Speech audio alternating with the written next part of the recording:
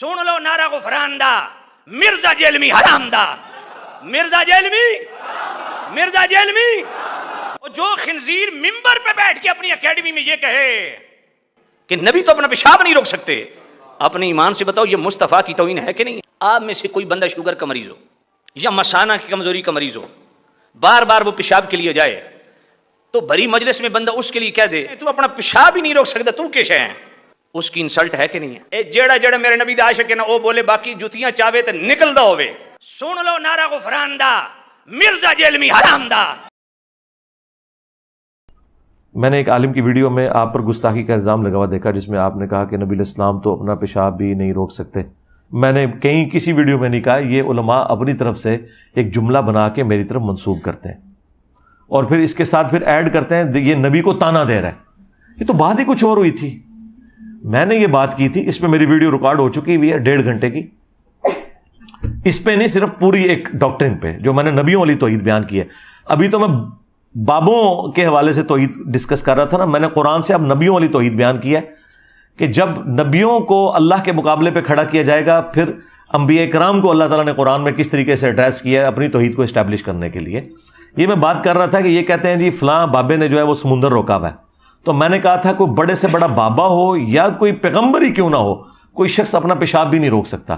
اگر آپ یہ سمجھتے ہیں کہ یہ کفر ہے جملہ تو ٹھیک ہے، پھر آپ اس جملے کو الٹ کریں کہ بڑے بزرگ بھی اور بڑے نبی بھی بغیر اللہ کی مرضی کے اپنا پیشاب روک سکتے ہیں، تو یہ کہیں انشاءاللہ جاتے ہوئے کفر کا فتویٰ آپ کو دے دیں گے ہم۔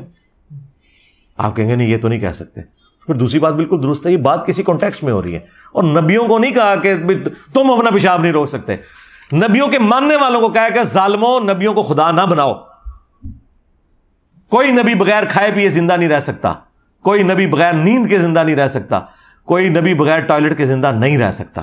یہ مجبوری ہے جو اللہ نے لگا دی، اس کے ساتھ اللہ تعالیٰ ان مجبوریوں سے پاک ہے۔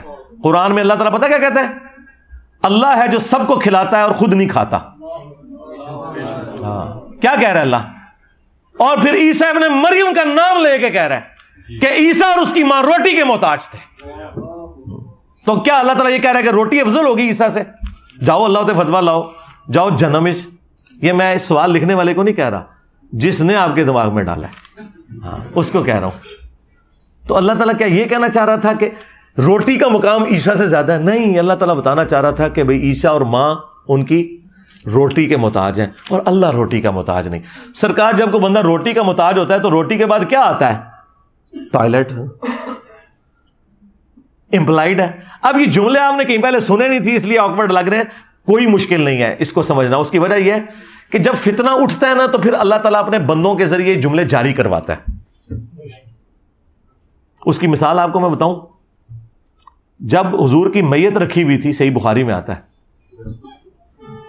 حضرت ابوبکر آیت کچھ اور پڑھ رہے ہیں اور فتویٰ کچھ اور دے رہے ہیں۔ آیت پڑھ رہے ہیں انک میت و انہم میتون، اے نبی تم نے بھی مرنا ہے، تمہارے مخالفین کو بھی مرنا ہے، بالکل ٹھیک ہے۔ آیت پڑھ رہے ہیں وما محمد الا رسول قد خلت من قبلہ الرسل افئن مات او قتل، محمد تو نہیں مگر ایک رسول، اگر یہ مر جائیں یا قتل ہو جائیں، اور پاکستان میں ترجمہ کر لیں کہ یہ وصال فرما جائیں یا شہید ہو جائیں، تو کیا تم دین سے الٹے قدم پھر جاؤ گے؟ لیکن فتویٰ کیا دے رہے ہیں؟ جس طرح انجینئر صاحب نے کہا کہ کوئی بابا ہو، کوئی بزرگ ہو، بڑے سے بڑا انسان اپنا پیشاب بھی نہیں روک سکتا۔ فتویٰ پتہ کیا دے رہے ہیں؟ من کان یعبد محمدا فان محمدا قد مات، جو بھی تم میں محمد کی عبادت کرتا تھا جان لے کے محمد مر گئے۔ تو قرآن میں تو یہ نہیں لکھا ہوا تھا، یہ حضرت ابوبکر نے خود سے جملہ گھاڑ کے ان لوگوں کے اوپر فٹ کیا جو حضور کی عبادت بھی نہیں کرتے تھے۔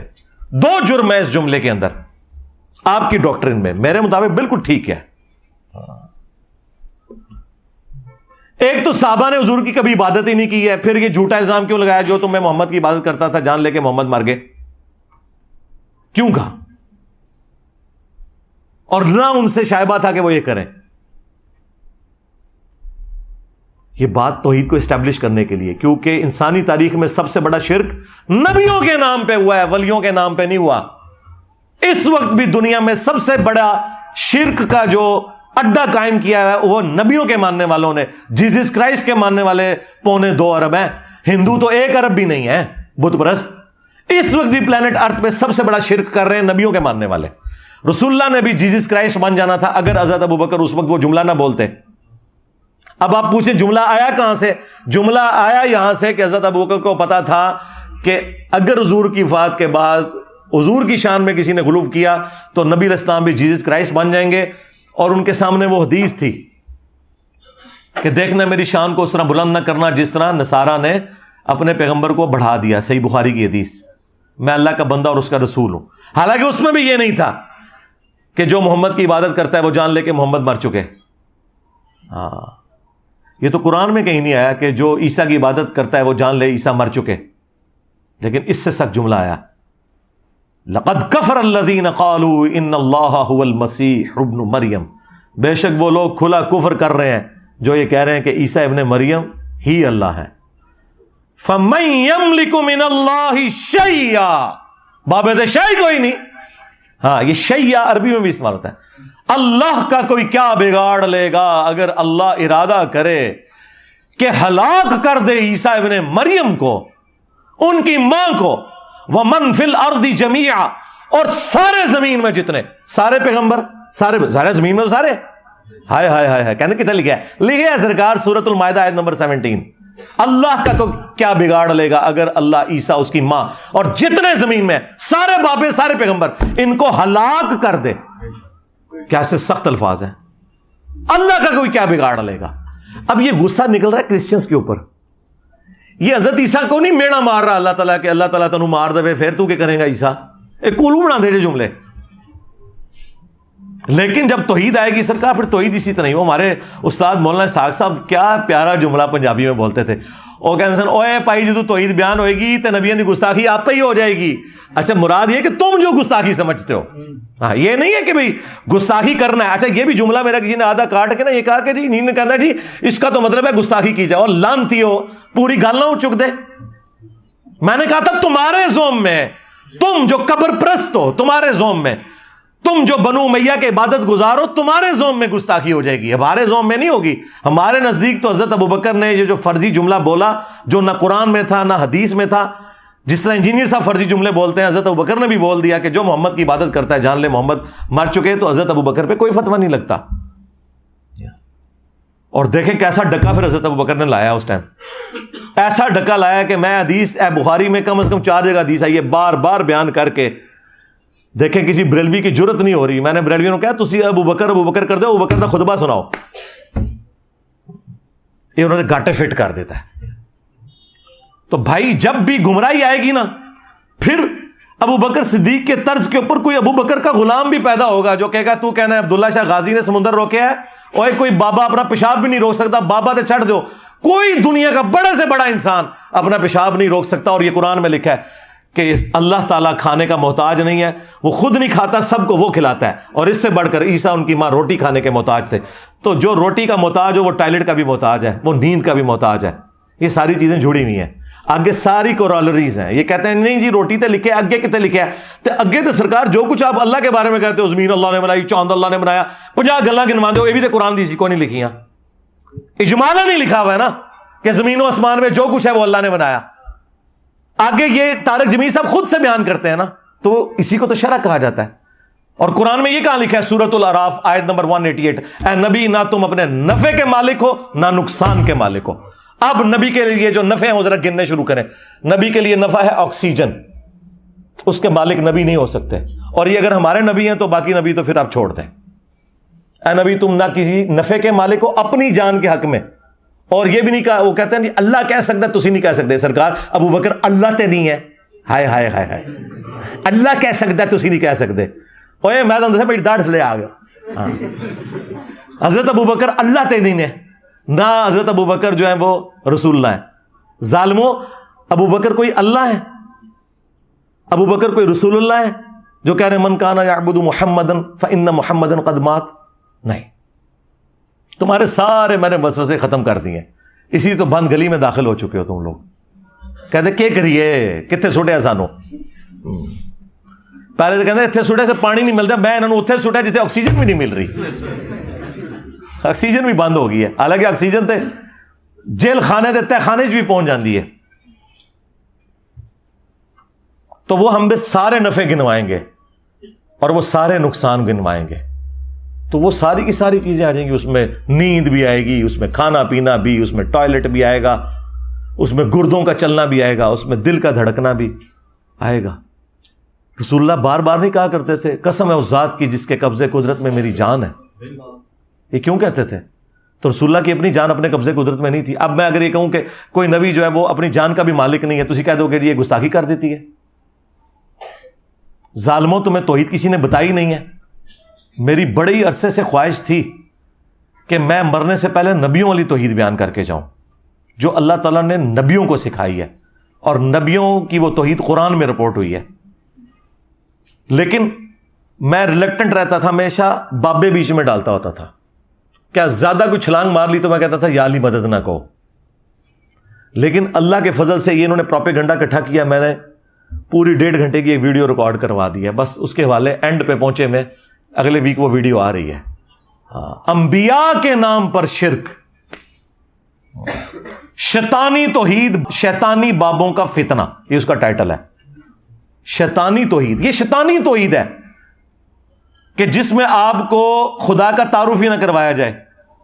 چاند اللہ نے بنایا, سورج اللہ نے بنایا. اوے اللہ جو بندے ہو تے سارے کہندے نے ہاں ذرا کہ وہ نہ کہ بابا دبیا ہوا ہے یہ کچھ نہیں کر سکتا, یہ اپنا پیشاب نہیں روک سکتا, تسی کہہ رہے انہیں سمندر روکیا ہے. ہاں تو پتہ لگ جائے گا کنی کی توحید تہاڈی چنگی لگتی انہوں نے. یہ کیسے ہو گیا کہ رائے ونڈ کی توحید میں 16 لاکھ بندہ اکٹھا ہو, ہاں, اور حضرت نوح کی توحید میں 78 بندے بھی نہ 100 بھی نہ پورے ہون. ہاں یہ مطلب ہے توحید میں فرق ہے. نبیوں کی توحید اور ہے, بابوں کی توحید اور ہے. کتابوں کی توحید اور ہے, بابوں کی توحید اور ہے. تو ویڈیو ریکارڈ ہو چکی ہے, صبر کرو, ہو جائے گی اپلوڈ.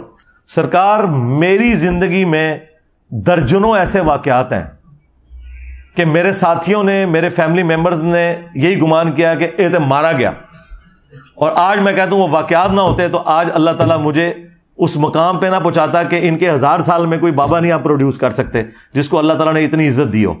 ان کے بابوں نے جو عزت کمائی ہے نا, تو باقی بابوں کے تلوے چاٹ چاٹ کے میں سارے بابیاں نو پڑ کے رکھ دیتا ہے, اس دے باوجود انہاں دی وہاں میرے نال لگ گئی ہے. اس طرح کی مثال پہلے کوئی نہیں ہے. اس کی وجہ یہ ہے کہ سچائی کی طاقت ہے اللہ کے فضل سے. حالانکہ میرے فیملی ممبرز, میرے قریبی لوگ تو کہتے ہیں مارا گیا, انہیں سانو ہی مروا دیتا. میں ادو بھی کہتا تھا نا, ہاں ایک وقت آئے گا جو چیزیں تم میری یہ ہائی لائٹ کر رہے ہو نا کہ میرے نیگیٹو پوائنٹس ہیں, انہی چیزوں نے میری اسٹرینتھ بننا ہے. 2 میری پازیٹیو چیزیں ایسی جنہیں میں پازیٹیو سمجھتا تھا, میرے علاوہ سارے نیگیٹو سمجھتے تھے سوائے جن کو اللہ نے عقل دی تھی. ایک جو میں نے بابوں کو ہاتھ ڈالا, لوگ کہتے تھے جناب اے تے لوگ گل سنیں گے نہیں تو سیدھے بابے پون دینا. میں کہ نہیں اے ہی سنن گے. اج دیکھ لو 2023 میں بیٹھا ہوا ہوں, بابے نال کیا ہو رہی ہے, میمز بن رہی ہیں. دوسرا میں نے بنو امیہ کو ہاتھ ڈالا. لوگ کہتے تھے جناب بہت اتنے ہاتھ پا لیا. میں کہ اللہ دے نبی تو کوئی اونچا ہو ہی نہیں سکتا نا. اسی نہیں تکنا کہ جو رسول اللہ کے مقابلے پہ کھڑا ہوگا سیدھا اس کی گردن پہ ہاتھ جائے گا. آج آپ ہماری لائف سٹوری سنیں, 90% لوگ جو ریورٹ ہوئے ہیں نا کربلا سن کے ہوئے ہیں, اور کربلا نے انہیں توحید تک پہنچا دیا ہے. تو اسی پوری زندگی قرآن بیان کر کے توحید تک نہیں پہنچا سکے. اللہ نے ہمارے ذریعے ان لوگوں کو توحید تک پہنچا دیا. سچائی کی طاقت یا کربلا ہوگی یا بابوں کی جو سٹوریاں میں نے کی ہیں. اور جو پڑھے لکھے لوگ ہیں وہ کہتے ہیں جی آیت حدیث جو دسدا ہے نا وہ لکھی نظر آندی ہے. اے بڑے تھوڑے سے ہوندے نے. ہاں بعد میں سارے یہی ہو جاتے ہیں, لیکن شروع میں جو ٹریگر ہوتا ہے کہنا یار تے کوئی نہیں چڑھتا بابا جی, وہ تو جناب دیکھو کہندا انہوں نے بھی یہ کر دیتا ہے. یا تیسری کوئی چیز تھی وہ جو میرے پہ قادیانیت کا الزام لگاتے تھے. اے لایا کرو, بالکل لایا کرو, لاندے رہو اس طرح ہی تاکہ تہاڈی منجی ٹھوکدی رہے. کیونکہ جب یہ قادیانی کا الزام لگایا تو میں پھر چشتی رسول اللہ, اشری رسول اللہ, ایسا میں کھرچیا ہے, ایسا کھرچیا ہے کہ میں 4 سٹیج کینسر بنا چھڑیا ہے زخم. ہوں سارے آگے کہہ رہے نہیں انجینئر صاحب ہم پہ ویسے الزام لگا دیں. اوے وہ بریلوی جو پوری دنیا کو گستاخ رسول کہتے تھے آج انجینئر صاحب سے کہہ رہے ہیں جناب اسی گستاخ رسول نہیں, مجھ سے بھیک مانگ رہے ہیں. ان کو آپ نے اس ڈیفینسو موڈ میں دیکھا تھا؟ تو یہ میرے وہ ہارڈ لائنر ہونے کی وجہ سے ہوا ہے سارا کچھ. لو جی تھوڑا پورا تھدا میں مکا چھڑیا جائے. کوئی ایک پرچی جڑی اگے آئی ہوئے اور میں نے نہ پڑھی ہو, پرچی اللهم إني أسألك بأنك أنت الله لا إله إلا أنت الأحد الصمد الذي لم يلد ولم يولد ولم يكن له كفوا أحد وإلهكم إله واحد لا إله إلا هو الرحمن الرحيم ألف لام ميم الله لا إله إلا هو الحي القيوم اللهم صل على محمد وعلى آل محمد اللهم ربنا آتنا في الدنيا حسنة وفي الآخرة حسنة وقنا عذاب النار ربنا آتنا من لدنك رحمة وهيئ لنا من أمرنا رشدا۔ اے اللہ ہماری، ہمارے ماں باپ کی، ہمارے بیوی بچوں کی، ہمارے رشتہ داروں کی، تمام مسلمانوں کی تمام دینی دنیاوی جسمانی روحانی ظاہری باطنی پریشانیاں تکلیف مصیبتیں دکھ درد بیماریاں دشواریاں دور فرما، اور تمام نیک دلی جائز دعاؤں کو اپنی بارگاہ میں قبول و منظور فرما۔ خصوص بالخصوص انڈیا، چائنا، کشمیر، فلسطین، یمن، عراق، شام، افغانستان، پاکستان میں جہاں کہیں مسلمان کسب پرسی کی زندگی گزار رہے ہیں، غیب سے ان کی عزت آبرو جان و مال کی حفاظت فرما۔ اے اللہ جن جن بھلائیوں کا سوال تیرے محبوب صلی اللہ علیہ وآلہ وسلم نے تجھ سے کیا، ہم تمام مسلمانوں کے حق میں قبول و منظور فرما۔ جن جن چیزوں کے شر سے تیرے محبوب علیہ السلام نے تیری پناہ طلب کی، تمام مسلمانوں کو ان چیزوں کے شر سے اپنی پناہ عطا فرما۔ حاضرین کے جتنے بھی چھوٹے بڑے رشتہ دار فوت ہو چکے ان کی مغفرت فرما، جتنے زندہ ہیں انہیں موت سے پہلے قبر و آخرت کی تیاری کرنے کی توفیق عطا فرما۔ حاضرین کے جتنے چھوٹے بڑے رشتہ دار بیمار ہیں انہیں شفاء کلی عطا فرما۔ اللہم اغفر لحینا ومیتنا وشاہدنا وغائبنا وصغیرنا وکبیرنا وذکرنا وانثانا اللہم من احییتہ منا فاحیہ علی الاسلام ومن توفیتہ منا فتوفہ علی الایمان۔ ربنا آتنا فی الدنیا حسنہ وفي الآخرة حسنة وقنا عذاب النار ربنا آتنا من لدنك رحمة وهيئ لنا من أمرنا رشدا لا إله إلا أنت سبحانك إني كنت من الظالمين اللهم أحسن عاقبتنا في الأمور كلها وأجرنا من خزي الدنيا وعذاب الآخرة سبحان ربك رب العزة عما يصفون وسلام على المرسلين والحمد لله رب العالمين وصلى الله على النبي الكريم وعلى آله وأصحابه أجمعين إلى يوم الدين آمين۔